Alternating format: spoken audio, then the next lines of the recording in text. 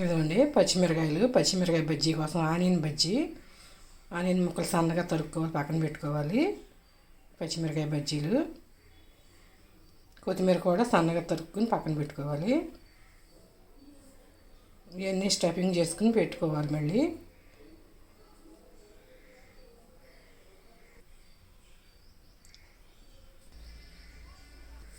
శాగతో ఓలు చేసుకుని చేసిన స్టఫింగ్ పెట్టుకోవాలి. స్టఫింగ్ చేస్తాకి వాము 4 చెంచాలు దాకా వేస్తున్నాను. పచ్చిమిరకాయలు ఎక్కువగానే ఉన్నాయిగా, కొంచెం పిండిలో ఉంచుకుంటాను. శనగపిండిలో వేస్తాకి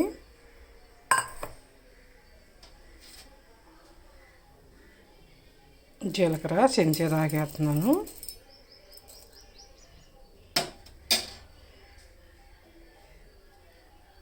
సాల్ట్,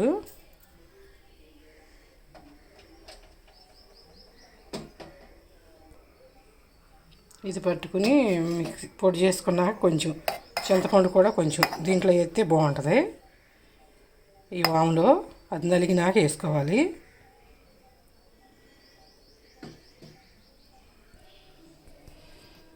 ఇదిగోండి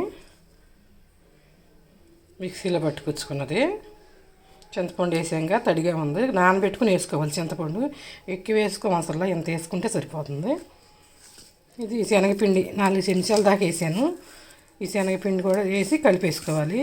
ఇలా స్టఫింగ్ చేసి పెట్టుకుని ఆ పచ్చిమిరకాయల్లో పెట్టుకోవాలి. ఆ పచ్చిమిరకాయల చాకుతో ఓల్లాగా పెట్టుకోవాలి. బాగా ఘాట్లు మధ్యలో పెట్టుకుని ఇది పెట్టి చేసుకోవటమే.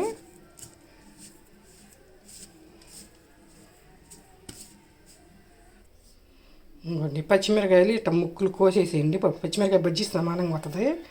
ఇదిగోండి ఇలా కట్ చేసేయండి. కట్ చేసేస్తే అప్పుడు చివర్లో కూడా సమానంగా ఉంటుంది బజ్జీ అనేది. ఇలా కట్ చేసి పక్కన పెట్టేసుకుని లాస్ట్కి పిండి మిగులుద్దుగా దాంట్లో కలుపుకొని వేసుకుని ఇదిగోండి స్టఫింగ్ చేసుకుని పెట్టేసాను పచ్చిమిరకాయలు. ఇదిగోండి ఆయిల్ పెట్టాను, శనగపిండి కలుపుకొని వేసేయటం. శనగపిండి కలుపుతుంది చూపిస్తాను. ఇదిగోండి శనగపిండి, జీలకర్ర, వాము వేసేస్తున్నాను. పిండిలో కూడా కొంచెం వేసుకుంటే స్మెల్ బాగుంటుంది. కొంచెం పసుపు, తినే సోడా 1/2 స్పూను,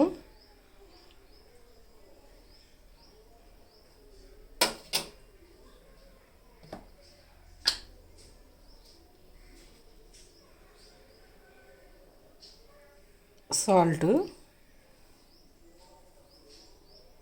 చెంచాన దాకా వేసుకుంటున్నాను. ఇవన్నీ కలుపుకోవాలట పొడి పిండిలోనే. కలిపి వేసినాక వాటర్ వేసి పిండి స్టిక్గానే కలపాలి. మళ్ళీ బజ్జీ చేతి ఎంపట కారకుండా ఉంటుంది.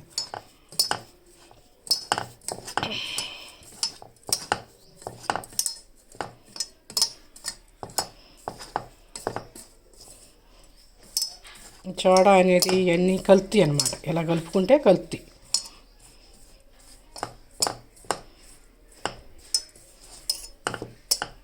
పిండికైతే ఎక్కువ తీసుకున్నాక ఇంకొక 1/2 చెంచా వేస్తా సాల్ట్. సరిపోతే సప్పగా ఉంటాయి.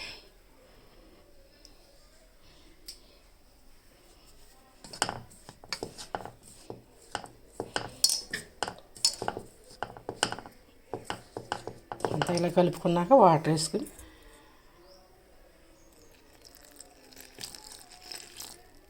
కలిపేసుకోవటం పిండి.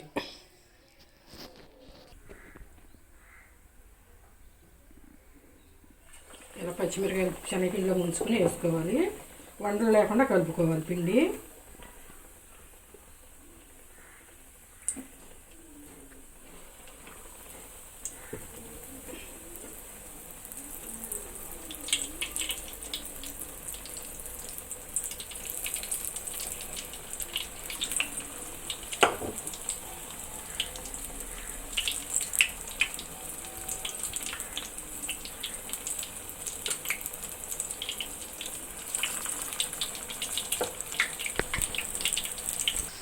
ఇదిగోండి ఇలా కాలినాక తీసేసుకోవటమే. పచ్చిమిరకాయలు మర్చిపోయాను, ముందే కడిగేసి కాసేపు ఆరనిచ్చాను ఎండలో. ఇదిగోండి ఉన్న పచ్చిమిరకాయలు కూడా ఇలా వేసుకోవాలి. ఇదిగోండి పచ్చిమిరకాయ బజ్జీ. రెండో పక్క కూడా పచ్చిమిరకాయ బాగా కాలాలి. ఆనియన్ చేసి చూపిస్తా. కొత్తిమీర పుదీనా కొంచెం పైన చల్లుకుంటే బాగుంటుంది. ఇదిగోండి కొత్తిమీర ఆనియన్ కొంచెం పుదీనా జిమ్మాను. టేస్టీగా పచ్చిమిరకాయ బజ్జీ ఆనియన్తో. ఇంతే అండి పచ్చిమిరకాయ బజ్జీ.